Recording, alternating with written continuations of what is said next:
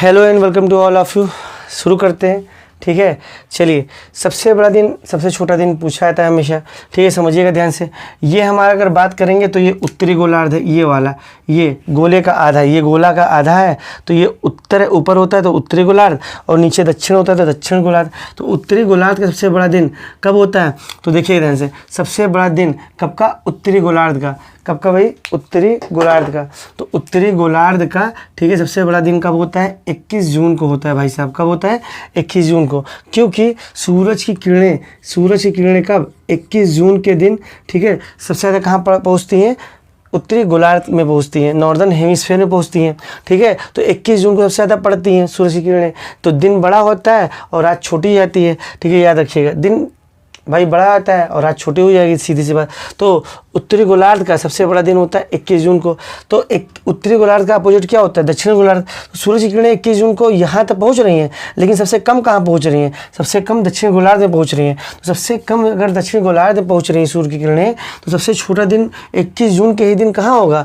दक्षिण गोलार्ध का होगा। तो 21 जून के जिस दिन सबसे बड़ा दिन होता है उत्तरी गोलार्ध का, उसी दिन 21 जून को दक्षिण गोलार्ध का सबसे छोटा दिन होता है। क्योंकि सूरज की किरणें कहाँ पहुँच पा रही है? उत्तरी गोलार्ध में। और कहाँ नहीं पहुँच पा रही है? दक्षिण गोलार्ध में।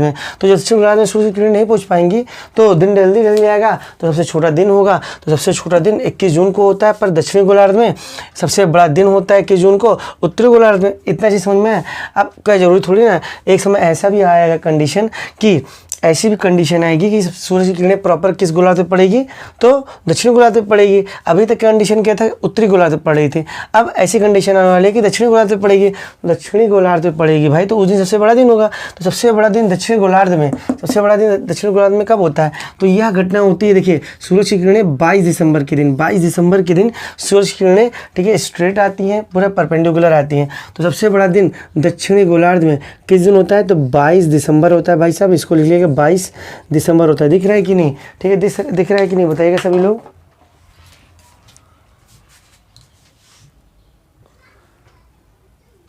जी, साफ आ रहा है। तो कमेंट्स में नहीं देख रहा हूँ, आज आप सब बिल्कुल कमेंट्स करते जाइएगा अच्छे से, तो याद रखिएगा। अब समझते हैं आगे कंडीशन क्या होता है। आगे कंडीशन देखते हैं अच्छे से, देखिएगा। सबसे बड़ा दिन दक्षिणी गोलार्ध का 22 दिसंबर को होता है, लेकिन सूरज की किरणें 22 दिसंबर को दक्षिणी गोलार्ध में, इस एरिया में, दक्षिणी गोलार्ध ये है ना, ये गोले का आधा गोलार्ध, और ये कौन सा गोलार्ध है? दक्षिणी गोलार्ध है। ये वाला पोर्शन दक्षिणी, पूरा यहाँ से यहाँ तक दक्षिणी गोलार्ध है। तो 22 दिसंबर को सबसे बड़ा दिन होगा, तो उसी दिन सबसे छोटा दिन होगा 22 दिसंबर को उत्तरी गोलार्ध में। तो सबसे छोटा दिन कहाँ होगा भाई? उल्टा है जस्ट, सबसे छोटा दिन, ठीक है, उत्तरी गोलार्ध में होगा। और वो किस दिन होगा भाई? उत्तरी गोलार्ध में होगा, 22 दिसंबर को ये भी होगा। तो ये चीज़ समझिएगा, जिस दिन उत्तरी गोलार्ध में सबसे बड़ा दिन, उस दिन दक्षिण गोलार्ध में सबसे छोटा दिन। क्योंकि सूरज की किरणें यहाँ तो पहुँच पा रही है इस गोलार्ध में, उत्तरी गोलार्ध में, लेकिन दक्षिणी में नहीं पहुँच पा रही है। और जिस दिन 22 दिसंबर को दक्षिण गोलार्ध का सबसे बड़ा दिन, उसी दिन उत्तरी गोलार्ध में सबसे छोटा दिन। तो इतना कॉन्सेप्ट समझ में आया होगा, ठीक है। हम आगे बढ़ते हैं, समझ गए? समझ में आया कि नहीं? कहानी समझ में आई कि नहीं? ठीक, अब समझते हैं एक चीज़, कहानी, ठीक है। दूसरा कंडीशन होता है, ये तो सबसे बड़ा दिन सबसे छोटा दिन हो गया। तो ये याद रखिएगा। तब 21 जून, देखिए, उत्तरी गोलार्ध में एक रेखा होती है, कर्क रेखा। ये कौन सी रेखा है भाई? ये कर्क रेखा होती है। कौन सी रेखा? 23.5 डिग्री पे जो रेखा प्राप्त होती है, 23.5 डिग्री नॉर्थ, ठीक है। कितना होता है? 23.5 डिग्री नॉर्थ, ठीक, दिख रहा है कि नहीं?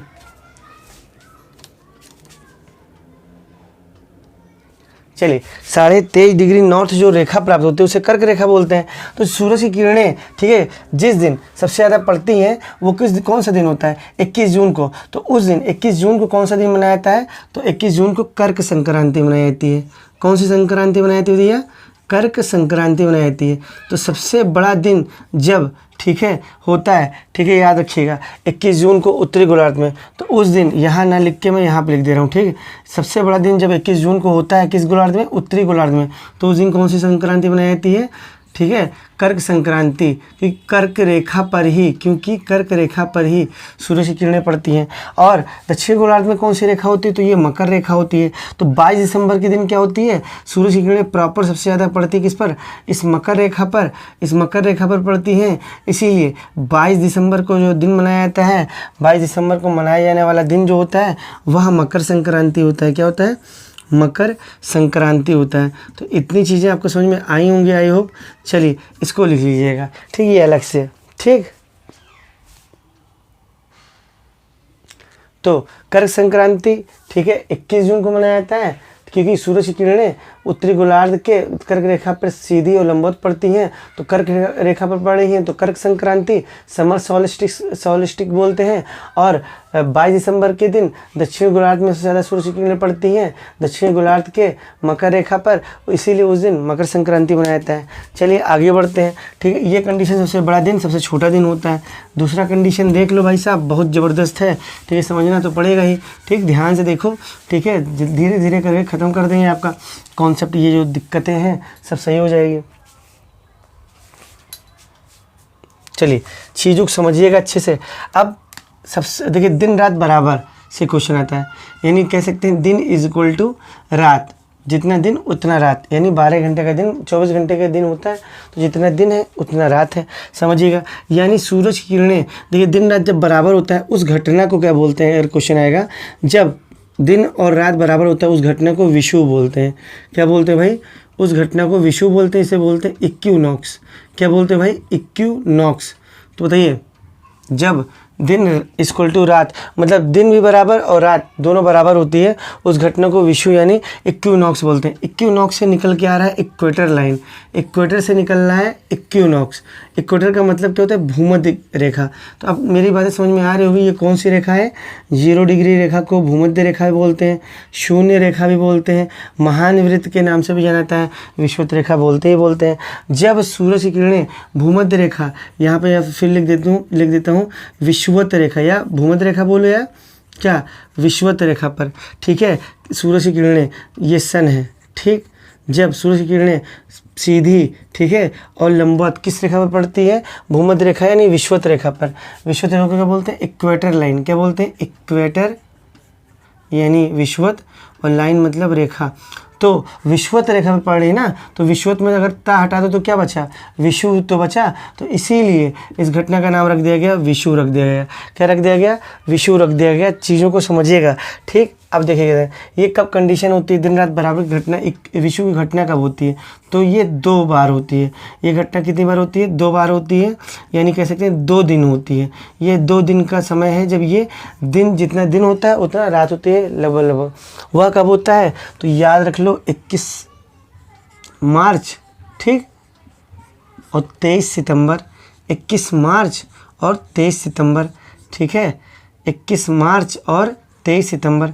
तो मिर्ची से निकल रहा है मार्च, तो याद रखिएगा मिर्ची से क्या निकल रहा है, मार्च निकल रहा है। तो 21 मिर्ची को 23 सीसी में दिन रात बराबर भरो, ठीक है, 21 मिर्ची को 23 सीसी में दिन रात बराबर भरो। अब याद रखिएगा 21 मार्च को दिन गर्मी वाला होता है, इसीलिए इसे बोलते हैं बसंत विषुव बोलते हैं। इस घटना को क्या बोलते हैं, ठीक है, बसंत विषुव के नाम से रहता है। इतनी चीज़ें समझ में आई होंगी, ठीक है। तो 21 मार्च को जो होता है वो बसंत विषुव मनाते हैं। अगर किसी ने आपसे पूछ लिया कि 23 सितंबर को क्या बोलोगे, तो 23 सितंबर के दिन सितंबर को ठंडी पड़ना शुरू हो जाती है, तो क्या बोल सकते हो, शरद विषुव, ठीक है। 23 सितंबर को जब दिन रात बराबर होता है तो उस घटना को शरद विषुव बोलते हैं, और 21 मार्च के दिन भी दिन रात बराबर होता है, उस घटना को बसंत विषुव बोलते हैं। इतनी बात समझ में आई। तो दिन रात बराबर साल में 2 दिन होते हैं, एक 21 मार्च को होते हैं और एक 23 सितंबर को। 21 मार्च जब विषुव की घटना होती है उसको बसंत विषुव बोलते हैं, और 23 सितंबर को जो विषुव की घटना होती है उसे शरद विषुव कहते हैं। इतने में कोई समस्या नहीं, चीज़ों को समझिए, ठीक है, अच्छे से पढ़िए, तभी आप क्लियर कर पाओगे। चलिए नेक्स्ट क्वेश्चन की बात करें, और क्या कहानी बन सकती है, तो कहानी ये भी बन सकती है भाई कि देखो ध्यान से, इस दिन मनाया था 21 मार्च को विश्व वन दिवस। वन बोलिए या वानिकी दिवस, वन बोलिए, क्या बोलिए, वानिकी दिवस, वन या वानिकी दिवस। तो विश्व वन दिवस कब मनाए थे भाई, तो 21 मार्च को मनाए थे। इतनी चीज़ें आपको समझ में आई होंगी, आई होप, ठीक है। इसका स्क्रीनशॉट ले लीजिए आप सभी लोग।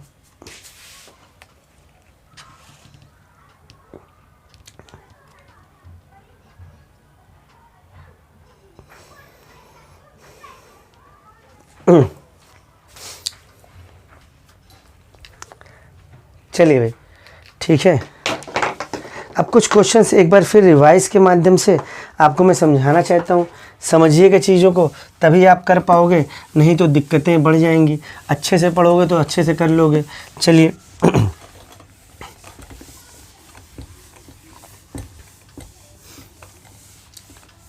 चलिएगा भाई, अब देखिए ज़रा ध्यान से, यहाँ पे एक टॉपिक आता है पृथ्वी की गतियाँ। पृथ्वी की, ध्यान से देखिएगा क्या आएगा टॉपिक, पृथ्वी की गतियाँ। ठीक, समझिएगा ध्यान से, पृथ्वी की गतियाँ। अब यहाँ पे आपको समझना होगा पृथ्वी गतियाँ, पृथ्वी हमारी गति करती रहती है, आप जैसे कि पता ही होगा आपको। तो पृथ्वी दो प्रकार से गति करती है। कितने प्रकार से भाई? 2 प्रकार से गति करती है। अब आपको समझना है 2 प्रकार से कौन कौन सा प्रकार है, ज़रा ये भी जानिए। ठीक है, एक जो होती है उसे बोलते हैं रिवोल्यूशन मूवमेंट, यानी रिवोल्यूशन मोशन, उसे बोलते हैं, ठीक है, परिक्रमण गति। ठीक, और एक होती है भैया घूर्णन गति। चीज़ों को समझिए तभी आप कर पाओगे। कौन सी गति भैया? घूर्णन गति, रोटेशनल मोशन बोल सकते हो।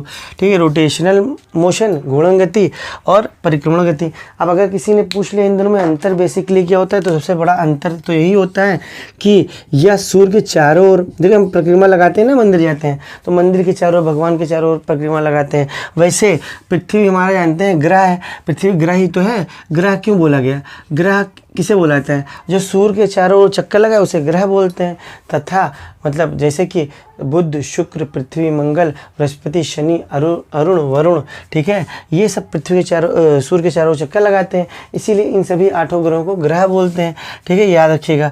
तो सूर्य के चारों ओर जो चक्कर लगाने वाली गति को, तो सूर्य के चारों ओर, ठीक है, लगाने वाले चक्कर लगाने वाली गति को, ठीक है भैया, परिक्रमण गति कहते हैं। बिल्कुल ध्यान से पढ़ना है। ठीक है, परिक्रमण गति कहते हैं। ठीक है, तो भाई सूर्य के चारों चक्कर लगाने में कितना समय लगता है? अगर समय पूछ लिया भाई साहब, क्या पूछ लिया है कि समय बता दो हमें ज़रा, क्या पूछ लिया भैया? हमें समय बताओ कि समय कितना लगता है। तो भैया आपको पता ही होगा 365 दिन तो लगते ही लगते हैं। ठीक है, 5 घंटा एक्स्ट्रा और घूम जाता है फिर चक्कर पूरा करने में, पूरा एक पूरा चक्कर करने में, ठीक है, पूरा चक्कर लगाने में किसका? सूर्य का 5 घंटा। ठीक है, बिल्कुल समझिएगा तभी समझोगे। 365 दिन, 5 घंटा 48 मिनट। ठीक, समझ रहे हैं ना आप? 48 मिनट और 46 सेकेंड। ठीक, ये चीज़ समझिएगा। मैं इधर इसको लिखूंगा तो समझिएगा 365 दिन, 5 घंटा 48 मिनट और 46 सेकंड लगते हैं। ठीक है, 1 घंटे में 60 मिनट होता है ना, तो 48 मिनट और 46 सेकंड को मैंने क्या मान लिया? मोटा मोटा 1 घंटा मान लिया, प्लस 5 घंटा इधर बैठा हुआ है तो 5 घंटा इधर हो गया। ठीक, समझिएगा चीज़ों को, 5 1 6 घंटा, तो लगभग 365 दिन तो एक पूरा पृथ्वी सूर्य का एक पूरा चक्कर लगाने में 365 दिन तो लेता ही है। साथ में 6 घंटा मान लो, 5 और 6 घंटा एक्स्ट्रा घूमता है, तो 5 + 1 = 6 आवर्स ये एक्स्ट्रा ये घूमता है। ठीक है, तो याद रखिएगा 1 साल में 6 घंटा एक्स्ट्रा घूमा तो 4 साल में कितना घूमेगा? 1 साल में देखो 1 ईयर में अगर बात करें, 1 ईयर में 1 साल में, ठीक है, कितने घंटे एक्स्ट्रा घूम रहा है? 6 घंटा, 6 और घूम रहा है तो भाई, ठीक है, 4 साल में कितना घूमेगा? 4 ईयर में, यानी 4 साल में 6 × 4 यानी 6 चौक 24 घंटा। ठीक है, 24 घंटा बराबर कितना होता है? 1 दिन। ही इसे बोलते हैं, क्या बोलते हैं? 1 दिन बोल देते हैं। इसीलिए हर 4 साल पे, ठीक है, चौथे साल पे लीप ईयर होता है। उस दिन 365 दिन की जगह कितना दिन होता है? 366 दिन। ठीक है, और फरवरी जो हो जाता है भैया 29 दिन का होता है। फेब 29 दिन का हो जाता है। ठीक है, ये चीज़ समझिएगा, फेब मतलब फरवरी 29 दिन का होता है। ठीक है, इसे क्या बोलते हैं? इस घटना को लीप ईयर यानी अधिवर्ष बोलते हैं। लीप ईयर मतलब अधिवर्ष बोलते हैं। ठीक, अधिवर्ष।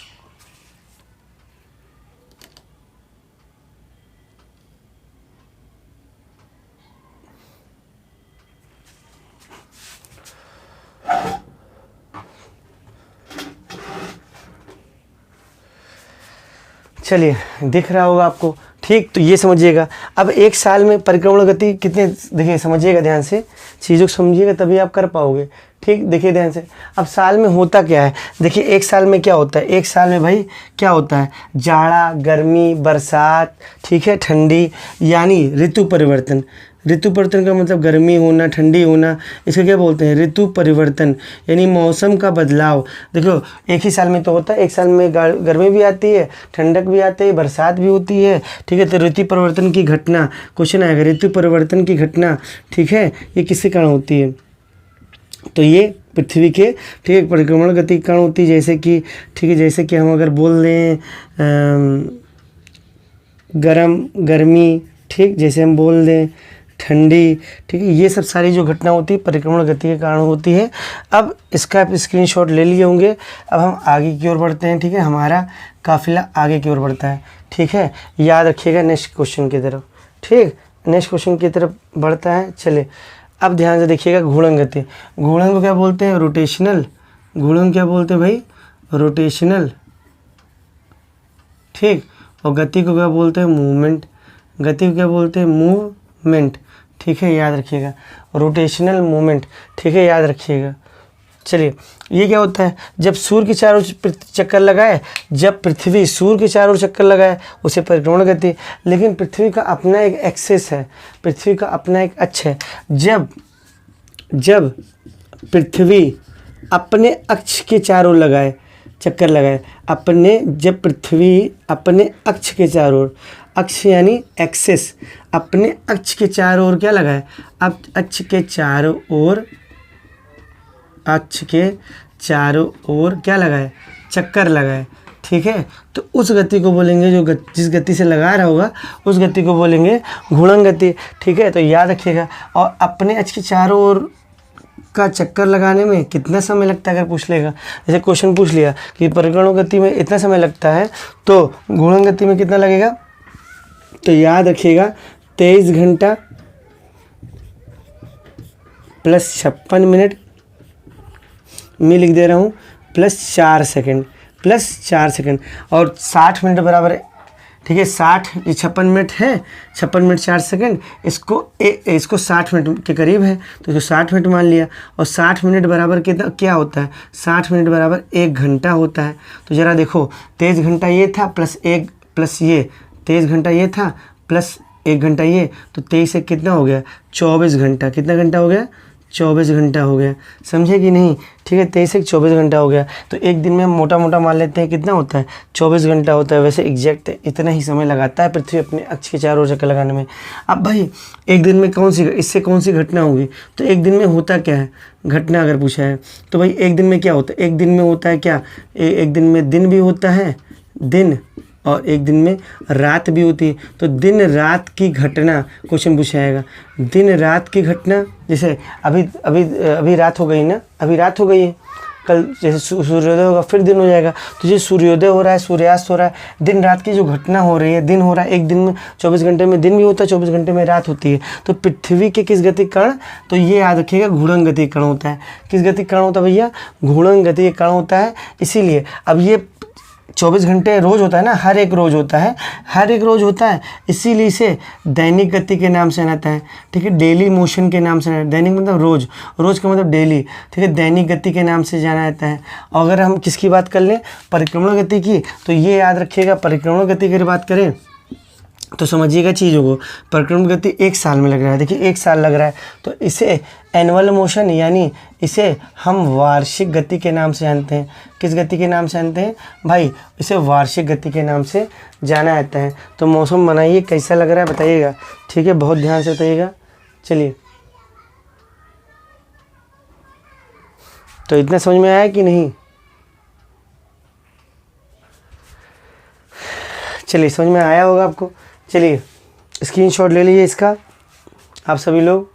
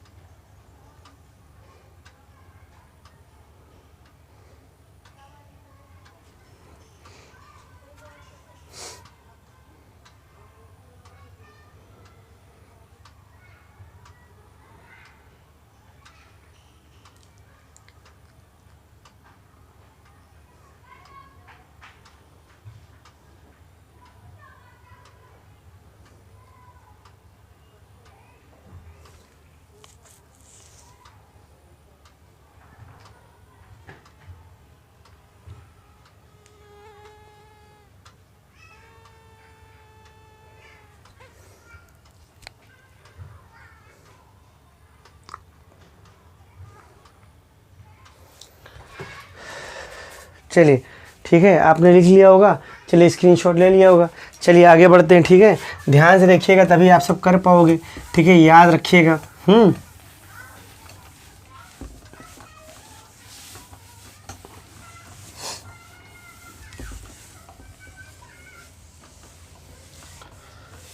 चलिए ये 2 टॉपिक मैंने ख़त्म कर दिए।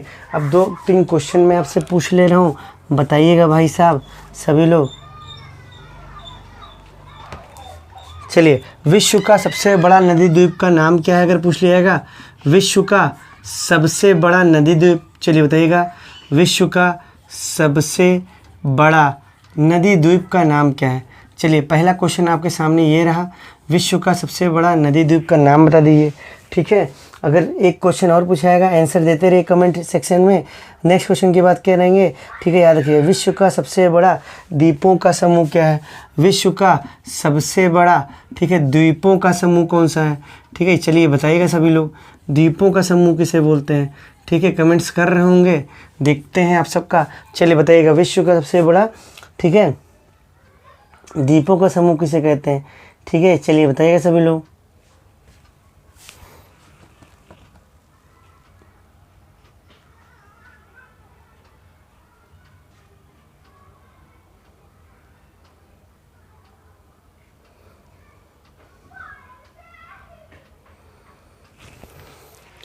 चलिए भाई साहब बहुत ज़बरदस्त बताइएगा, जवाब दीजिएगा ज़बरदस्त।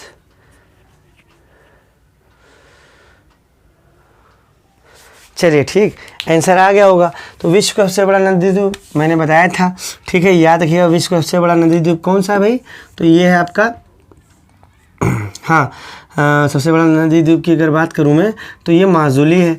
क्या भैया, माजुली। तो विश्व का सबसे बड़ा नदी द्वीप का नाम क्या है, माजुली द्वीप, ठीक है। द्वीप किसे कहते हैं, द्वीप को इंग्लिश में बोलते हैं आइलैंड, जो चारों ओर जल से घिरे हुए क्षेत्र को या उस भूभाग को आइलैंड बोलते हैं, ठीक है। सबसे बड़ा जो कि कहाँ है, हमारे भारत में ही है। उस द्वीप का नाम है माजुली आइलैंड यानी माजुली द्वीप, और ये कहाँ पर है भाई, असम में है, ठीक है। और इस आइलैंड का संबंध किस नदी से है, तो देखिए नदी द्वीप का निर्माण कर रही है ना, विश्व का सबसे बड़ा, ठीक है, नदी द्वीप। मतलब वह कौन सी नदी है जो इतनी सबसे बड़ा द्वीप का निर्माण कर रही है, उस नदी का नाम है ब्रह्मपुत्र।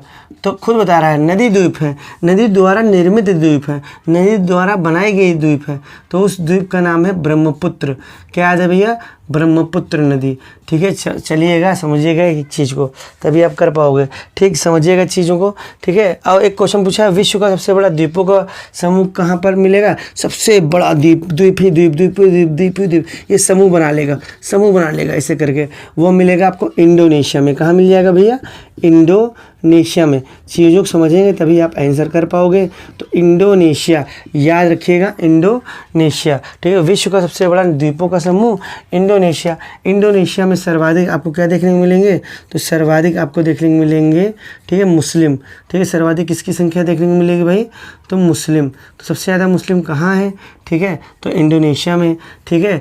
आपको पूछा जाएगा कि ठीक है सर्वाधिक क्या ज्वालामुखी कहाँ पर है, तो सब सर्वाधिक ज्वालामुखी कहाँ पर है, तो भी इंडोनेशिया में, ठीक है। और ये भी मैंने बताया था इंडोनेशिया, ठीक है। याद रखिएगा यहाँ पे फेमस ज्वालामुखी का नाम अगर पेपर में आ जाए कि क्राकाटाओ ज्वालामुखी विश्व में किस देश में स्थित है, तो क्राकाटाओ ज्वालामुखी जो है आपके, ठीक है, कहाँ पे स्थित है, इंडोनेशिया में स्थित है।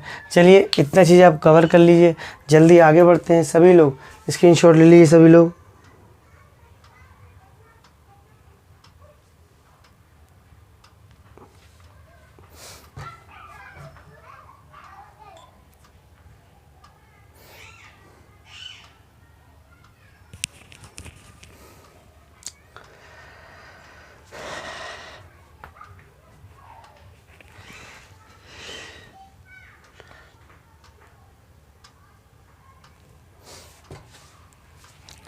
चलिए एक टॉपिक आप में दिया है बैंकों का राष्ट्रीयकरण एवं सुधार। क्या दिया हुआ है, बैंकों का राष्ट्रीयकरण एवं सुधार। थोड़ा फैन बंद ले, थोड़ा दिक्कत है, पसीना स्वेटिंग हो रही है। चलिए बैंकों का राष्ट्रीयकरण एवं सुधार, चलिए ठीक है। थोड़ा सा देखिएगा बैंकों का राष्ट्रीयकरण एवं सुधार, हेडिंग डाल दिएगा, ठीक है। बैंकों का राष्ट्रीयकरण एवं सुधार हेडिंग डाल दिए होंगे, हेडिंग डाल दिएगा, हेडिंग डाल दिए बैंकों का राष्ट्रीयकरण एवं सुधार।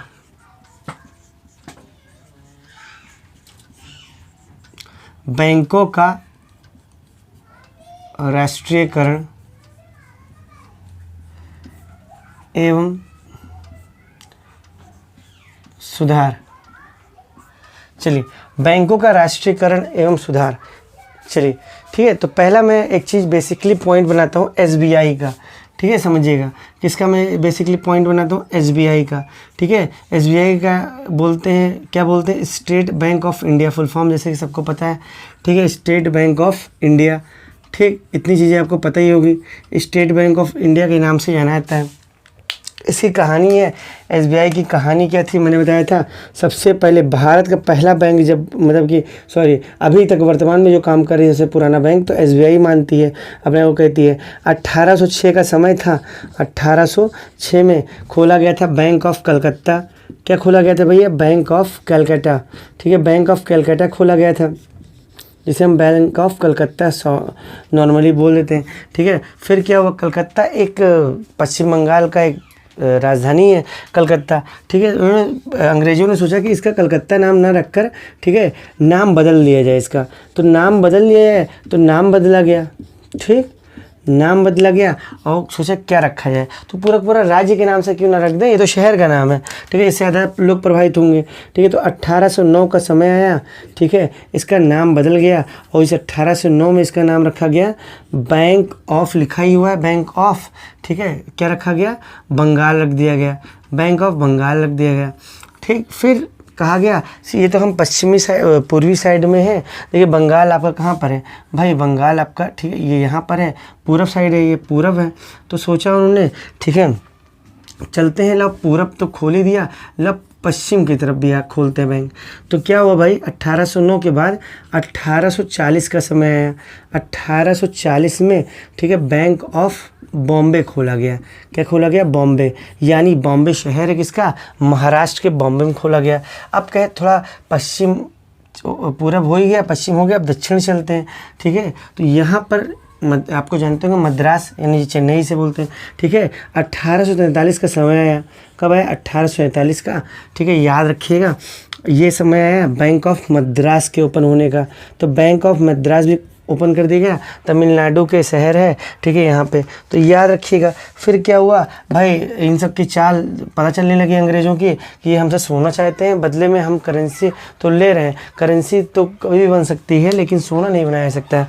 तो धीरे धीरे क्या हुआ, इनकी पॉलिसी पे हम सब लोग जानने लगे। ठीक है, धीरे ऐसे ऐसे क्रांतिकारी आए कि ऐसी चीज़ें नहीं है होनी चाहिए। हुआ क्या, ठीक है, याद रखिएगा, 1921 का एक समय आया, 1921 का। ठीक है, 1921 का समय आया जब ये तीनों बैंकें, समझिएगा, ये तीनों बैंकें, यहाँ पे मैं इसीलिए ऐसे बना दिया हूँ, ये तीनों बैंकें क्या हो गई, विलय हो गई। यहाँ पे मैं लिखना चाहता था विलय हो गई। ठीक है, एक बैंक में। कब पूछा है, कब विलय हुई, 1921 में। कब विलय हुई, 1921 में। और इसका नाम रख दिया गया भाई इंपीरियल बैंक ऑफ इंडिया। इसको रख के क्या रखा गया, इंपीरियल बैंक ऑफ इंडिया। समझ में आ रहा हो ना, बातें समझ में आई होंगी। इंपीरियल बैंक ऑफ इंडिया रखा गया। ठीक है, फिर एक समय ऐसा आया, इंपीरियल बैंक ऑफ इंडिया से नाम रखकर 1955 का समय आया। ठीक है, 1955 से पहले तक इंपीरियल बैंक ऑफ इंडिया था, और फिर 1921 में 3 बैंक में पहले बटा हुआ था, और 1955 में हमारा कहा जाने लगा वर्तमान का एसबीआई, जिसे स्टेट बैंक ऑफ इंडिया कहते हैं। चलिए, समझ में आया कि नहीं बताइएगा सभी लोग, समझ में आया कि नहीं, ठीक बताइएगा, समझ में आया होगा। चलिए,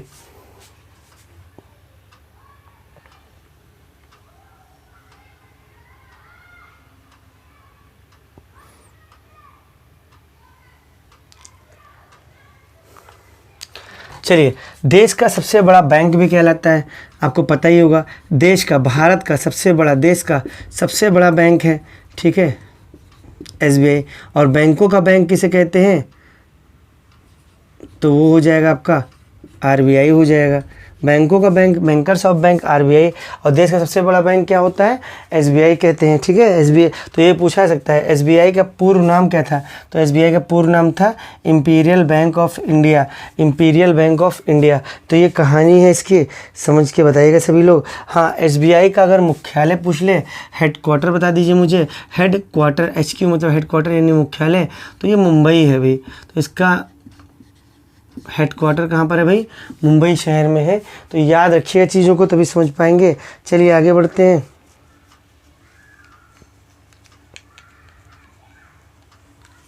हाँ, एसबीआई से एक चीज़ और रिकॉर्ड बता देते हैं, हमारी आन बान शान है। विश्व में सबसे ज़्यादा, विश्व की सबसे ज़्यादा शाखा वाली बैंक, सबसे ज़्यादा शाखा, ठीक है, वाली बैंक कौन सी हो गई, तो स्टेट बैंक ऑफ इंडिया। ठीक है, शाखा का मतलब अकाउंट, अकाउंट का मतलब अकाउंट, सबसे ज़्यादा अकाउंट जो बने हुए हैं वो किस बैंक में विश्व में सबसे ज़्यादा बने हैं, तो स्टेट बैंक ऑफ इंडिया में सबसे ज़्यादा मोस्ट अकाउंट आपको देखने को मिलेगा। कहाँ पर, तो ये देखने को मिलेगा आपको। ठीक है, कहाँ देखने को मिलेगा, तो ये आपको देखने को मिलेगा एसबीआई में। चलिए, मैंने पूरी चीज़ आपको बताने की कोशिश पूरी की। ठीक है, ये मेरा एक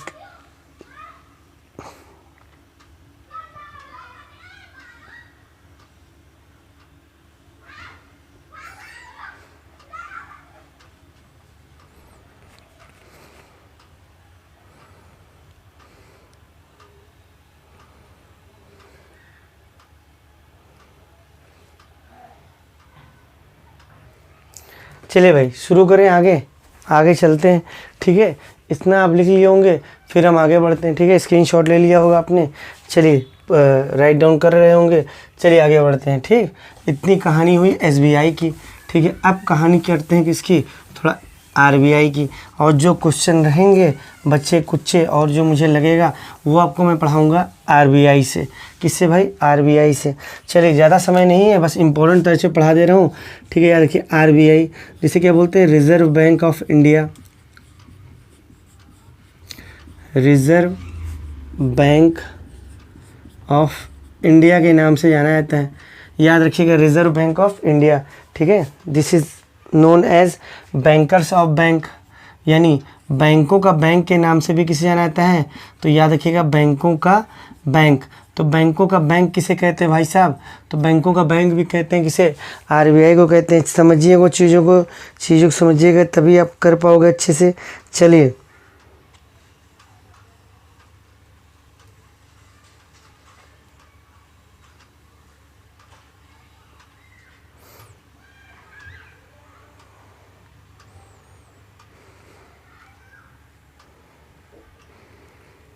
चलिए अब कुछ क्वेश्चंस करा लेते हैं आपको। ठीक है, आरबीआई। ठीक है, तो समझिएगा ध्यान से, आरबीआई को किस आयोग द्वारा लाया गया, तो किस आयोग द्वारा सबसे पहले आरबीआई की बात हुई, तो किस आयोग द्वारा ये बना, तो किस आयोग द्वारा, सबसे पहले 1926 का एक समय था। कौन सा भाई, 1926 का एक समय था। उस समय में एक कमीशन बनाई गई थी, एक आयोग बनाया गया था, Hilton young commission.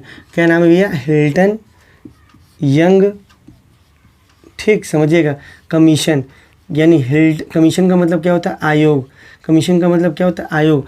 Hilton young commission बनाई गई थी 1926 में। कब बनाई गई थी भाई, 1926 में हिल्टन यंग कमीशन बनाई गई। अब चीज़ों को समझिएगा, हिल्टन यंग कमीशन तो आई, इसने प्रपोजल दिया आरबीआई में कैसे रूल्स होने चाहिए कि भाई सभी बैंकों को एक, ठीक है, सभी बैंकों, कई सारे बैंक खुल गए थे इंडिया में। ठीक है, तो अंग्रेज़ों का मानना था, देखिए 1926 में आज़ाद तो वो नहीं था, अंग्रेजी रूल कर रहे थे, तो ये सभी बैंकों पर नकेल कसी जाए कि ये सब बेईमानी जो कर रहे हैं ना कर पाए। ठीक है, तो 1986 में एक कमीशन आयोग का गठन हुआ, उस कमीशन का नाम है हिल्टन यंग कमीशन। क्या भैया, हिल्टन यंग कमीशन। बस जितनी चीज़ें हैं वो बता दे रहा हूँ। ठीक है, तो उसके बाद आरबीआई एक्ट बना, यानी आरबीआई एक्ट का मतलब अधिनियम, एक्ट मतलब अधिनियम 1934 में फिर एक समय आया ऐसा, आरबीआई की स्थापना हो गई। ये पूछा गया कि आरबीआई की स्थापना कब हुई, तो ये याद रखिएगा, पता ही होगा, 1 अप्रैल 1935 में, 1 अप्रैल 1935 में। तो आरबीआई एक्ट 34 में आया और स्थापना 1 अप्रैल 1935 में हो गई। ठीक, चीज़ों को समझिएगा तभी कर पाओगे। और अगर बात करें, देखिए ध्यान से, और अगर बात करें, ठीक है, हाँ, तो उस समय हेडक्वार्टर जो था पूर्व में, उस समय हेडक्वार्टर कहाँ था, जिस समय स्थापना हुई तो हेडक्वार्टर, अगर बात करूँ हेड क्वार्टर, तो ये हेडक्वार्टर था ये यहाँ पे, कहाँ पे भाई, हाँ कलकत्ता था। कहाँ था हेडक्वार्टर? कलकत्ता में था, क्योंकि यहाँ अधिकतर जानते हो British east India company rule कहाँ करती थी, तो बंगाल, पश्चिम बंगाल की राजधानी गढ़ कलकत्ता में। लेकिन इसे शिफ्ट कर दिया गया, इसे क्या कर दिया गया, चेंज कर दिया गया, शिफ्ट यानी चेंज कर दिया गया, और चेंज करके, ठीक है, ये इसका हेडक्वार्टर वर्तमान में अगर बात की जाएगी हेडक्वार्टर, ठीक है, वर्तमान में अगर बात की जाएगी हेडक्वार्टर कहाँ पर है, तो ये कहाँ पे हो जाएगा, तो वर्तमान में आपका मुंबई शहर में है। तो जहाँ मुंबई शहर में, देखिए ध्यान से, सॉरी, ठीक है, मुंबई शहर में, ठीक है, एसबीआई का भी मुख्यालय है, और ठीक है, और मुंबई शहर में, ठीक है, आरबीआई का भी मुख्यालय है। पहले कहाँ था, ठीक है, याद रखिएगा, पहले कलकत्ता में था, और कब चेंज किया गया, तो 1937 में, ठीक है, चेंज कर दिया गया, यानी 1935 में जब स्थापना हुई और 37 तक इसका मुख्यालय हुआ करता था कलकत्ता में। लेकिन 1937 का एक वर्ष आया, दौर आया, तो कलकत्ता से राजधानी शिफ्ट करके, ठीक है, मुंबई कर दी गई, महाराष्ट्र के मुंबई शहर में। चलिए, किस आयोग द्वारा लाया गया, तो हिल्टन यंग कमीशन द्वारा, इस आयोग द्वारा लाया गया। इतनी चीज़ें समझ में आई होगी आपको, आई होप। अब आरबीआई का अगर पूछा है राष्ट्रीयकरण, राष्ट्रीयकरण का मतलब होता है नेशनलाइजेशन। नेशनलाइजेशन कब हुआ, तो राष्ट्रीयकरण, ठीक, चीज़ों को समझिएगा भाई, ठीक है, मेरा अलग तरीका है लोगों से पढ़ाने का, ठीक है, अच्छे से समझिए इसको, अच्छे से नोट्स वैसे बनाइएगा, ठीक है, तभी आप अच्छे से कर पाओगे, ठीक है, समझिएगा। तो याद रखिएगा, इसका जो राष्ट्रीयकरण हुआ तो 1 जनवरी 1949 को हुआ। तो क्वेश्चन आ सकता है, बिल्कुल इसको ध्यान से रट लो भाई, 1 जनवरी 1949 को हुआ, बिल्कुल इसको कॉपी में उतार लो, छाप लो दिमाग में। तो बैंकों का राष्ट्रीयकरण कब हुआ, 1 जनवरी 1949 को। ठीक, चलो ध्यान से देख लेते हैं और भी चीज़ें इससे क्या क्या है, ठीक, समझिए चीज़ों को। हाँ, पहले आरबीआई गवर्नर, ये भी पूछा सकता है, पहले आरबीआई गवर्नर दे देगा, ठीक है, भारत के पहले आरबीआई गवर्नर कौन थे, ठीक है, गवर्नर मतलब राज्यपाल, यहाँ पे राज्यपाल नहीं बोलते, गवर्नर ही बोलते हैं, तो समझिएगा, वो स्टेट में राज्यपाल बोलते हैं। तो ऑसबॉर्न स्मिथ कौन थे, ऑसबॉर्न, ठीक है, याद रखिएगा, सर ऑसबॉर्न स्मिथ थे, ठीक है। तो आरबीआई के याद रखिएगा पहले governor, first governor of RBI, तो ऑसबॉर्न स्मिथ, ठीक है, याद रखिएगा ऑसबॉर्न स्मिथ, ठीक है। और पहले, ये तो अंग्रेज़ थे, ठीक है, पहले भारतीय अगर पूछा जाएगा पहले भारतीय गवर्नर कौन थे, तो यह भी लिख लो भाई साहब, ज़बरदस्त क्वेश्चन है। पहले भारतीय गवर्नर, GOVERNOR गवर्नर, तो ये थे CD देशमुख जी, चित्तरंजन दास देशमुख, CD देशमुख लिख दे रहा हूँ, CD देशमुख, हिंदी में आप लिख सकते हैं, मैं बोल भी दे रहा हूँ, CD देशमुख, ठीक है, याद रखिएगा CD देशमुख।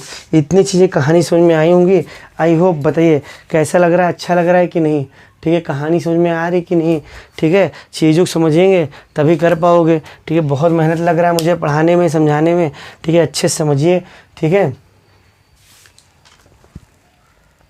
2-3 क्वेश्चन मैं और करा दे रहा हूँ जो आपके लिए बहुत वैल्यूबल हो। चलिए, वो 2-3 क्वेश्चन क्या हैं, चलिए इसको भी ध्यान से देखते हैं, कौन से क्वेश्चन है उसको भी ध्यान से देखा जाए ज़रा।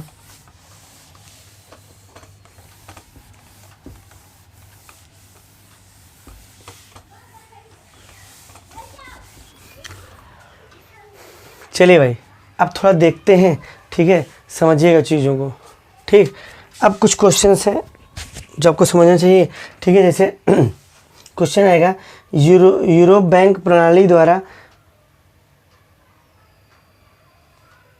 ठीक है, यूरोपीय बैंक प्रणाली द्वारा, देखिए ब्रिटिश वाले यूरोपीय ही तो माने जाते हैं, तो यूरोपीय बैंक प्रणाली पर आधारित भारत का पहला बैंक, ठीक है, आधारित भारत का पहला बैंक, मतलब ये कह सकते हैं वो भारत का बैंक नहीं था, भारत में खोला गया अंग्रेज़ों का पहला बैंक था, भारत का पहला बैंक। तो भारत का पहला बैंक हमेशा आता है, इसको अब इस बात की गांठ बांध रख लीजिएगा, ठीक है। तो उस बैंक का नाम सबको पता होगा, बैंक ऑफ हिंदुस्तान। क्या बोलते थे, नाम भी रखा गया, ठीक है, आकर्षित करने के लिए, ठीक है, उनको खुश करने के लिए कि यहाँ पे अपना, ठीक है, बैंक ऑफ हिंदुस्तान लूटने का एक माध्यम बनाया था बैंक को, ठीक है, याद रखिए। लेकिन अब वर्तमान में बैंक, ठीक है, अगर हम पैसा जमा करते हैं तो सिक्योरिटी भी रहती है, हमारा पैसा देखिए चोर डकैतों से बचा हुआ है, घर में चोरी होने से बच रहा है, बैंक में सुरक्षित है, उसका इंटरेस्ट भी मिलता है, ठीक है। तो बैंक ऑफ हिंदुस्तान खोला गया, ठीक है, यूरोपीय बैंक प्रणाली द्वारा भारत का पहला बैंक। और ये भारत का पहला बैंक कब स्थापित हुआ, 1770 में। तो पहला बैंक भारत को मिला बैंक ऑफ हिंदुस्तान, BOH, ठीक है, 1770 में। दूसरा क्वेश्चन एक और पूछाएगा, ध्यान से देखिएगा, ठीक है, और क्वेश्चन पूछाएगा, भारत में भारतीयों के द्वारा, ठीक है, ठीक है, याद रखिएगा, ठीक है, समिति के आधार पर, ठीक है, समिति बनाई गई, ठीक है, अंग्रेजों की के साथ समिति बनाई गई। तो समिति के आधार पर अगर पूछाएगा, किसके आधार पर, ठीक है, समिति के आधार पर, समझिए चीज़ों को समझिएगा, किसके आधार पर भाई, समिति के आधार पर, ठीक है। भारत में यूरोपियों द्वारा पहला बैंक कौन सा खोला गया, भारत में किसके द्वारा, यूरोपियों के आधार पर, समझिएगा भाई ध्यान से, ठीक है, यूरोपीय द्वारा ये भी खुला हुआ था, ठीक है, यानी यहाँ पे भी यूरोपीय ही व्यक्ति थे जो पैसा वैसा लगा रहे थे, याद रखिएगा, ठीक है, ठीक है, याद रखिएगा। अब ये समझ गए होंगे, यूरोपीय ना लिख के, ठीक है। देखिए समिति बनाई गई थी किसके द्वारा, यूरोपीय यानी अंग्रेज़ों द्वारा, लेकिन अंग्रेज़ों ना बोल के बोल दो, ठीक है, काम वो वाले भी करते, तो हम कुछ लोग हम भी थे, ठीक है, भारतीय भी थे, लेकिन ये किसके बेसिस पे था, अंग्रेज़ों पे। तो वो था, उसका नाम था अवध कॉमर्शियल बैंक। जब समिति के आधार पर आएगा, इसको अंडरलाइन कर लेना, इस पर स्टार बना दीजिएगा, किसके आधार पर, ठीक है, समिति के आधार पर। तो उस बैंक का नाम है अवध कॉमर्शियल बैंक। बिल्कुल चीज़ों को समझेंगे तभी कर पाओगे, अवध कॉमर्शियल बैंक। तो समिति के आधार पर भारत में भारतीयों द्वारा खोला गया बैंक था अवध कॉमर्शियल बैंक, याद रखिएगा, अवध कॉमर्शियल बैंक, ठीक है। और इसकी स्थापना कब हुई थी, 1881 में। कब हुई थी भाई, 1881 में, चीज़ों को समझिएगा, ठीक। समिति के आधार पर ये हो गया। अब अगर एक क्वेश्चन हो रहा है, ध्यान से देखना भाई, ठीक है, एक क्वेश्चन क्या आएगा, पूर्णतः भारतीयों द्वारा, इसमें अंग्रेज का कुछ हस्तक्षेप था। जब ये पूछाएगा कि पूर्णतः भारतीय द्वारा खोला गया पहला बैंक, ठीक है, याद रखिएगा, भारतीयों द्वारा खोला गया पहला बैंक, बताइएगा, खोला गया पहला बैंक, ठीक है, भारतीय द्वारा खोला गया पहला बैंक कौन सा है, खोला गया बैंक, ठीक। तो सबको पता है पीएनबी जिसे हम बोलते हैं पंजाब नेशनल बैंक, क्या बोलते हैं, पंजाब नेशनल बैंक। तो याद रखिएगा बिल्कुल पूरी तरह से, हाँ, ठीक है। ये आई कब थी, तो देखिए खोल तो दिया गया था इसे 1894 में, पूरी तरह से शुरुआत हो गई। देखिए स्थापना तो 1894 में हो चुकी थी स्थापना, ठीक है, लेकिन शुरुआत इस बैंक की कब हो गई थी पूरी तरह से, तो शुरुआत वाला वर्ष माना जाता है 1895 में। तो ज़रा कमेंट करके बताइए मुझे, पीएनबी को खोलने वाला व्यक्ति कौन थे, पीएनबी को, ठीक, मदद किसने की, बताइएगा सभी लोग।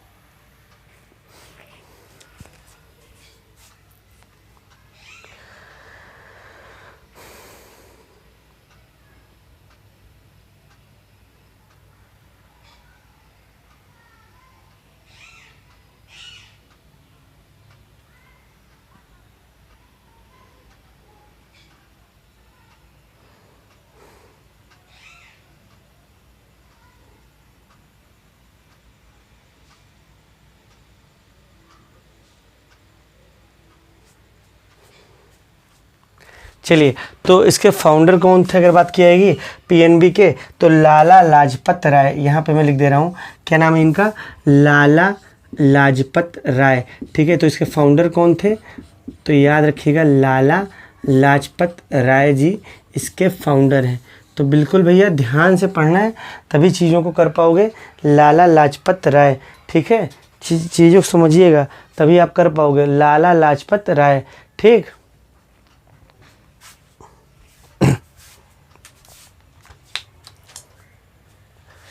चलिए, ये चीज़ें आपके पूरी आसान हो गई होंगी, ठीक है। अब हम थोड़ा सा आपको कुछ चीज़ें और बता देते हैं, ठीक है। चलिएगा,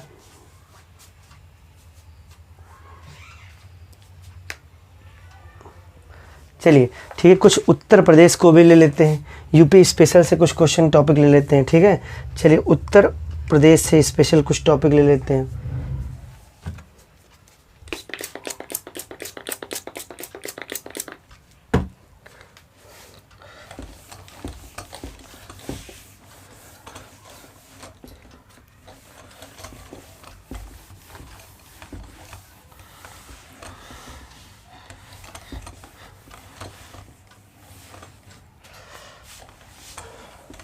चलिए, यूपी स्पेशल ले लेते हैं, ठीक है। समझ में आ रहा होगा, बताइए कैसा लग रहा है, सभी लोग बताइएगा। यूपी स्पेशल ले ले रहे हैं भाई, टॉपिक है यूपी स्पेशल से कुछ करंट अफेयर और कुछ जीके। तो यूपी लिख डाल दीजिएगा, करंट अफेयर थोड़ा सा, प्लस यूपी का जीके कुछ पूछ लेते हैं, ठीक। चलिए, इस पे काम करते हैं। चलिए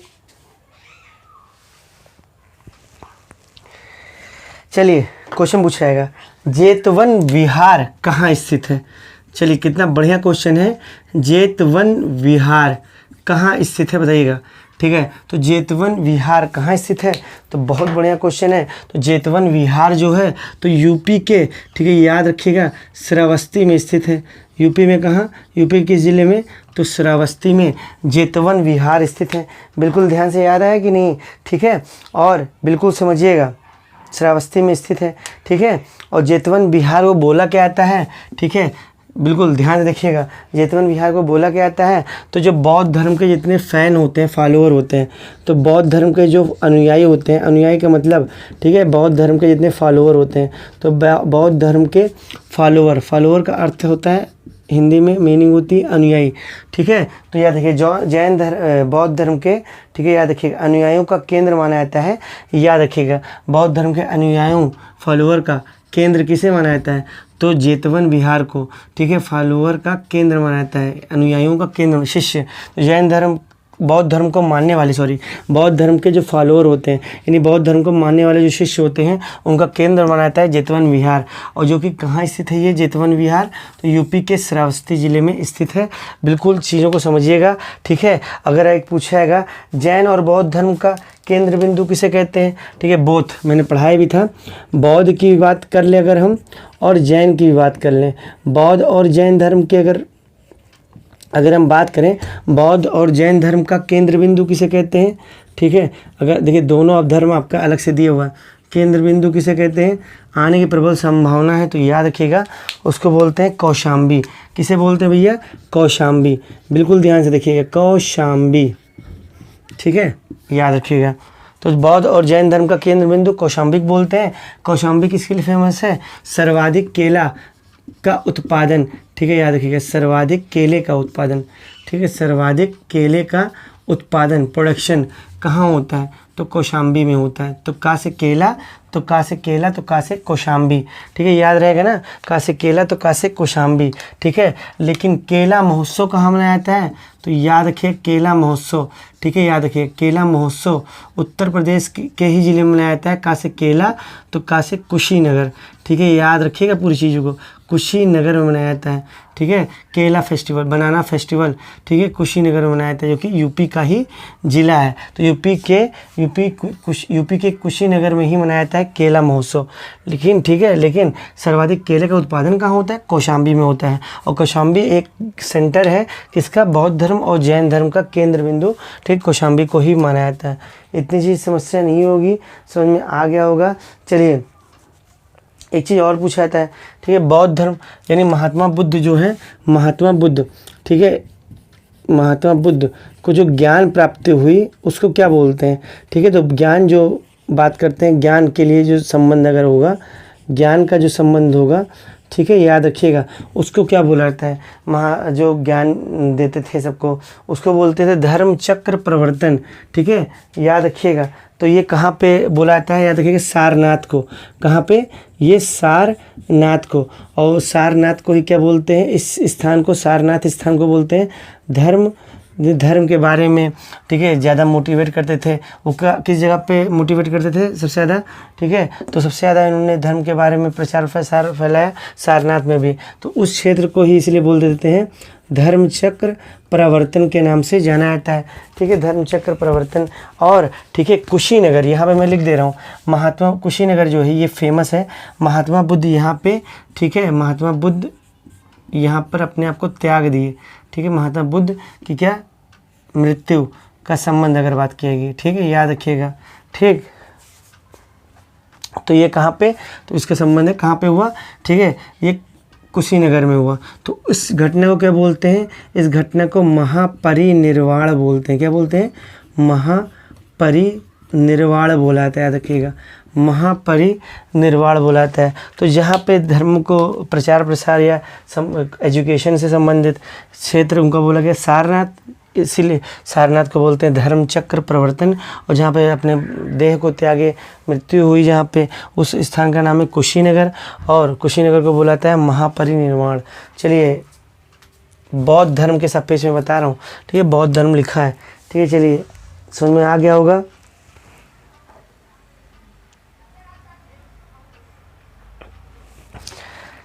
चलिए भाई, चलिए, समझ में आया कि नहीं, ठीक, चलिए, समझ में आया कि नहीं। नेक्स्ट क्वेश्चन की बात करते हैं, ध्यान से देखिएगा तभी आप कर पाओगे। चलिए, ये यूपी का जीके था, एक करंट अफेयर अभी मैं दूंगा, बहुत अच्छा करंट अफेयर है वो। चलिए आगे बढ़ते हैं, ठीक है, ध्यान से देखोगे तभी कर पाओगे। चलिए नेक्स्ट क्वेश्चन की बात है, गंगा एक्सप्रेसवे का पूर्वी छोर किस नेशनल हाईवे से गुजरेगा। गंगा एक्सप्रेसवे जानते होंगे, बहुत तेज़ी से काम चल रहा है इस पर, गंगा एक्सप्रेसवे। ठीक है, गंगा एक्सप्रेसवे का संबंध, ठीक है, का संबंध, एक्सप्रेसवे का क्या संबंध किस राष्ट्रीय राजमार्ग यानी किस नेशनल हाईवे से है। ठीक है, तो याद रखिएगा NH-19, याद रखिएगा ये किससे जोड़ा जाएगा, इसका संबंध बनाया जाएगा किससे, नेशनल हाईवे 19 से। ठीक है, तो ये जोड़ा जाएगा, गंगा एक्सप्रेसवे को जोड़ा जाएगा किससे, जोड़ा जाएगा NH-19 यानी नेशनल हाईवे 19 से। ठीक है, तो इतनी चीज़ समझ में आई होंगी, NH-19। ठीक है, बिल्कुल ध्यान से देखिएगा, जो कि शुरू होगी कहाँ से, मेरठ के, ये बहुत ख़तरनाक नाम है, मेरठ के एक गांव है वहीं से सोची जाएगी गंगा एक्सप्रेस, मेरठ के बिजौली, याद रखिएगा मेरठ के बिजौली से जाएगी ये। ठीक, ध्यान से देखिएगा, बिजौली से होते हुए ध्यान से देखिएगा, मेरठ हो गया। ठीक है, बीच बीच में दो इंपॉर्टेंट शहर मैं बता दे रहा हूँ। ठीक है, याद रखिएगा। ठीक है, बुलंदशहर जाएगी, उसके बाद कहाँ जाएगी भाई, बुलंदशहर जाएगी। बुलंदशहर के बाद ये जाएगी कहाँ पर भाई, बुलंदशहर के बाद जाएगी शाहजहाँपुर। कहाँ जाएगी भाई, शाहजहाँपुर जाएगी। ये ट्रेन कहाँ जाएगी, शाहजहाँपुर में जाएगी। और शाहजहाँपुर होते होते ऐसे करके कई सारे हैं शहर, वो छूट गए, मैंने इंपॉर्टेंट बता दिए इसलिए जो पेपर में आ जाए। प्रयागराज तक जाएगी, कहाँ तक, प्रयागराज तक जाएगी। ठीक है, और प्रयागराज अंतिम जो होगा, अंतिम, ठीक है, समझ रहे होंगे, अंतिम जो होगा, अंतिम किसको जोड़ा जाएगा, प्रयागराज को ही जोड़ा जाएगा। अंतिम किसको जोड़ा जाएगा, चले दिख रहा है कि नहीं, अंतिम जो जोड़ा जाएगा वो प्रयागराज को ही जोड़ा जाएगा। समझ रहे हैं कि नहीं चीज़ों को। ठीक है, शुरुआत होगी मेरठ के बिजौली गांव से, किस गांव से, बिजौली गांव से, और अंतिम ये कहाँ तक जाएगी, तो प्रयागराज। ठीक है, एक गांव है प्रयागराज का, जूड़ापुर दांदू गांव, जूड़ापुर दांदू गांव तक जोड़ा जाएगा। तो मेरठ के बिजौली से लेकर, ठीक है, मेरठ के बिजौली गांव से लेकर अंतिम में प्रयागराज के जूड़ापुर दांदू गांव, ठीक है, तक ये जाएगा। समझ रहे हैं कि नहीं, दांदू गांव तक ये जाएगा, चीज़ों को समझिएगा, गांव तक जाएगा ये दांदू गांव, जूड़ापुर दांदू गांव। अब समझिएगा, बहुत सारी चीज़ों को मैं यहाँ पे बताया हूँ आपको। अच्छा, इस एक्सप्रेसवे की लंबाई अगर पूछ लेगा, क्या पूछ सकता है इसकी लंबाई कितनी भाई, कितनी इसकी लेंथ है, तो लंबाई है 594 किलोमीटर। कितने किलोमीटर इसकी लंबाई है, याद रखिएगा 594 किलोमीटर है। ठीक है, और ये भी देख लीजिएगा, बिल्कुल ध्यान से देखिएगा, ठीक है। और इसका क्या किया जाएगा, शिलान्यास, ठीक है। तो इसका शिलान्यास भी किया जाना है, क्या किया जाना है, शिलान्यास, ठीक है। बिल्कुल ध्यान से देखिएगा, शिलान्यास किसके द्वारा होगा, प्रधानमंत्री मोदी जी के द्वारा होगा, प्रधानमंत्री मोदी जी के द्वारा होगा, याद रखिएगा। और कहाँ किया जाएगा, अगर बात की जाएगी यूपी में ही तो किया जाएगा, लेकिन यूपी में कहाँ, तो शाहजहाँपुर, यहीं पे किया जाएगा, शाहजहाँपुर में। तो यहीं लिख दे रहा हूँ फिर से, शाहजहाँपुर में किया जाएगा। तो शिलान्यास कहाँ होगा भाई, यूपी के शाहजहाँपुर में होगा। कहानी समझ में आनी चाहिए, ठीक है। तो गंगा एक्सप्रेसवे का शिलान्यास मोदी जी के द्वारा किया जाएगा, ठीक है। और यह एक्सप्रेसवे 594 किलोमीटर लंबा है, यानी इसकी लंबाई है। और कहाँ शिलान्यास करेंगे मोदी जी, तो शाहजहाँपुर में। अब ये दो चीज़ इसलिए लिखा मैंने, दो शहर बहुत इंपॉर्टेंट है, ठीक है। क्वेश्चन पूछाएगा, गढ़ मुक्तेश्वर का मेला, क्वेश्चन पूछाएगा, गढ़ मुक्तेश्वर का मेला, ठीक है, कहाँ मनाया जाता है, तो गढ़ मुक्तेश्वर का मेला, तो ये बुलंदशहर में मनाया जाता है, ठीक है। याद रखिए, गढ़ जिसके पास होगा वही बुलंद करेगी अपनी आवाज़। तो गढ़ से गढ़ मुक्तेश्वर का मेला कहाँ सेलिब्रेट किया जाता है, तो बुलंदशहर में किया जाता है। और शाहजहाँपुर में भी सेंटर गया है पेट का, शाहजहाँपुर में भी एक मेला होता है, मैंने पढ़ाया था, ढाई घाट का मेला। कौन सा मेला भाई, ढाई घाट का मेला।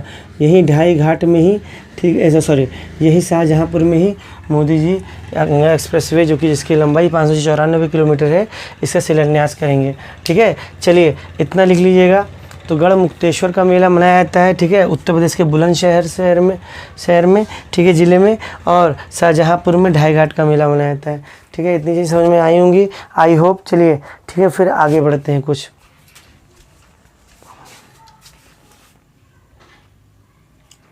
चलिए आज मज़ा आ गया होगा, कंटेंट में कोई कमी नहीं है, बहुत सारे कंटेंट मैंने कवर अप करा दिए हैं। चलिए ठीक है, चलिए अब बहुत ध्यान से आपसे टेस्ट लेते हैं, देखते हैं। मैं आपके कमेंट्स नहीं पढ़ पा रहा हूँ, ठीक है, पर मैं ये इतना ज़रूर जान रहा हूँ कि आप अच्छे से ठीक है पढ़ रहे होंगे, नोट्स बनाए होंगे। चलिए बहुत सारे पेट ही नहीं, कई सारे प्रतियोगी परीक्षाओं में ये काम आएंगे और बहुत अच्छा लग रहा होगा वीडियो, ठीक है। उम्मीद करते हैं ऐसा। आप कुछ टेस्ट ले लीजिए आपसे, जैसे क्वेश्चन आएगा, खेल का सामान कहाँ पे आपको मिलेगा, ठीक है, मैंने पढ़ाया था। चलिए बताइएगा, खेल का सामान, पहला क्वेश्चन तो ये रहा। चलिए भैया, खेल का सामान आपको कहाँ मिलेगा, पीतल का सामान कहाँ मिलेगा, लकड़ी पर नक्काशी, सब पढ़ा चुका हूँ, लेकिन ये मेन पेपर में जरूर आते हैं, लकड़ी पर नक्काशी।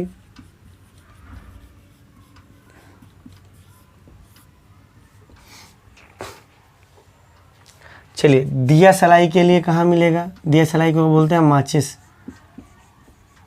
दिया सलाई के लिए फेमस उत्तर प्रदेश का ज़िला कौन सा है, या लिख सकते हैं दिया सलाई उद्योग के लिए फेमस कौन सा है। चलिए बताइएगा, देखते हैं किसका जवाब सही आएगा। चलिए पीतल का सामान, चलिए देखिए पीतल का सामान लिख दिया। चलिए ये 4 क्वेश्चन का जवाब दीजिएगा आप सभी लोग।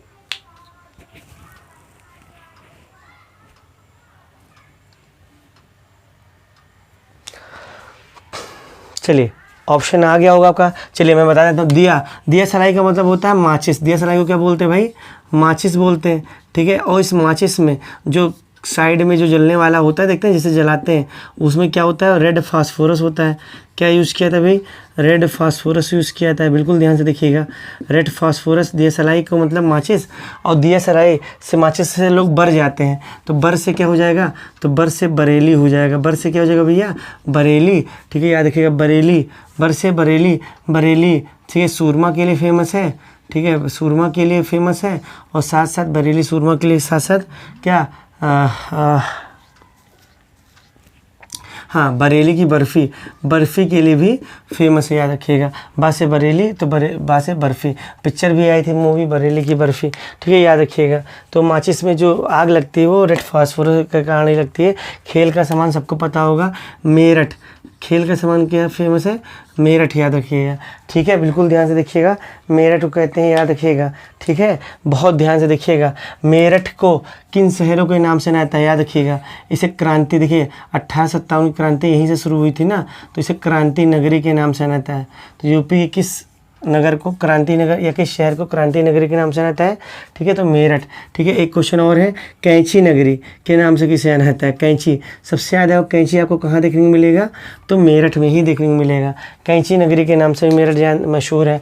मेरठ में यूपी का सबसे मेरठ में ही यूपी का सबसे बड़ा मेला होता है। चलिए थोड़ा सा जगह में छोड़ दो कि इन सभी क्वेश्चन कराना है। मेरठ में ही, ठीक है, यूपी का सबसे बड़ा मेला होता है, उसका नाम क्या है? सब लोग वो लगा देते हैं, याद रखिएगा, क्या? कुंभ मेला। लेकिन यूपी का सबसे बड़ा मेला कुंभ मेला नहीं होता है, क्योंकि कुंभ मेला देखिए उत्तर प्रदेश के प्रयागराज में ही तो सीमित है, और उत्तराखंड के हरिद्वार में भी होता है, ठीक है, और मध्य प्रदेश के उज्जैन में होता है, और महाराष्ट्र के नासिक शहर में होता है। ठीक है, यूपी का सबसे बड़ा मेला नौचंदी मेला होता है। कौन सा मेला होता है भाई? नौचंदी मेला होता है।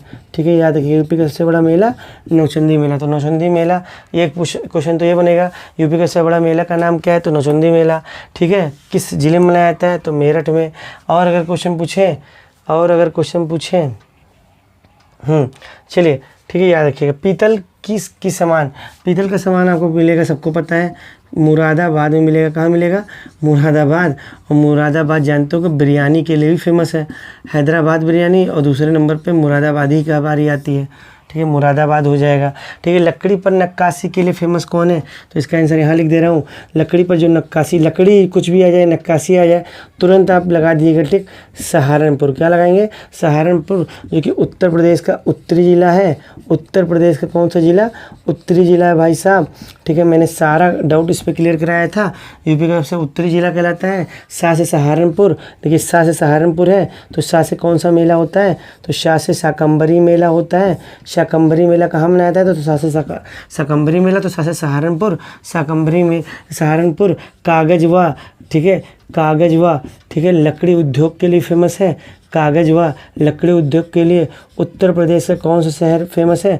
तो आपका कागजवा लकड़ी के लिए उत्तर प्रदेश से सहारनपुर फेमस है। और यहाँ से दो नदियाँ प्रवेश करती हैं, दो नदियाँ का प्रवेश उत्तर प्रदेश के सहारनपुर से होते हैं। ठीक है, दो नदियों का क्या होता है? प्रवेश होता है। उन दो नदियों का नाम क्या है?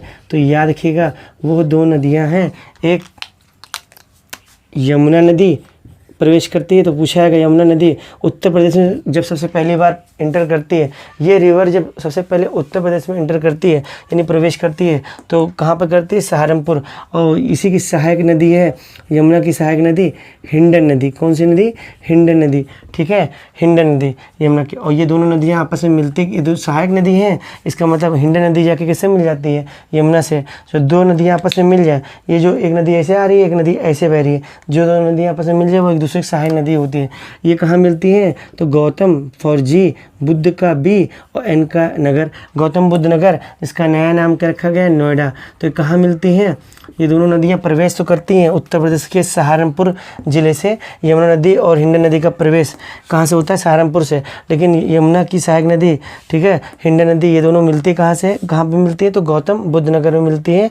और गौतम बुद्ध नगर का नया नाम नोएडा, जहाँ पे उखला पक्षी विहार है। मैंने पूरा A to Z पढ़ाया हुआ है। कैंची नगरी मेरठ को कहते हैं। बताइए कैसा लगा, कहानी समझ में आई कि नहीं?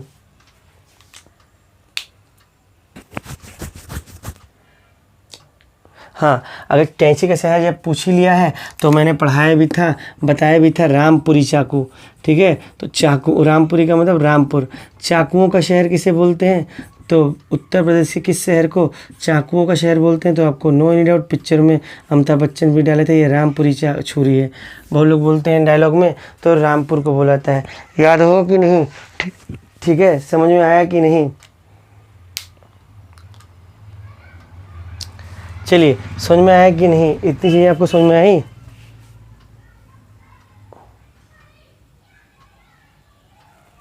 चलिए भाई, थोड़ा एक लास्ट में जाते थे, क्वेश्चन में बता दे रहा हूँ अलग से।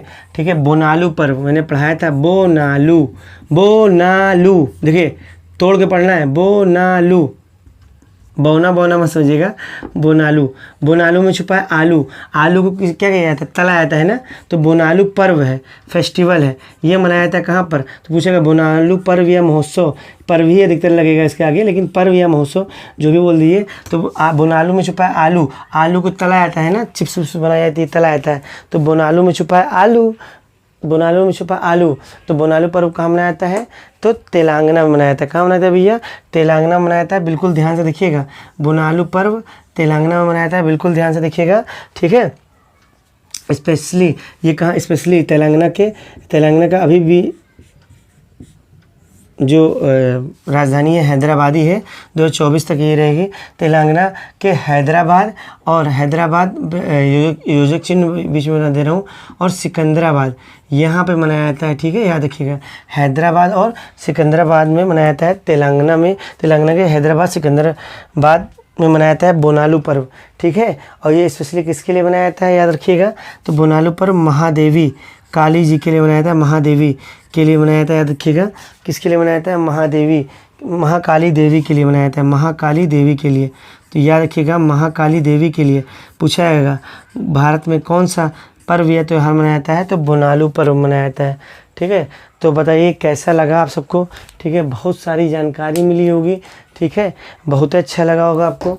तो बताइएगा कमेंट सेक्शन बॉक्स में, और कमेंट्स करते रहिए। जय हिंद, जय भारत। बहुत मेहनत लगता है। जय हिंद।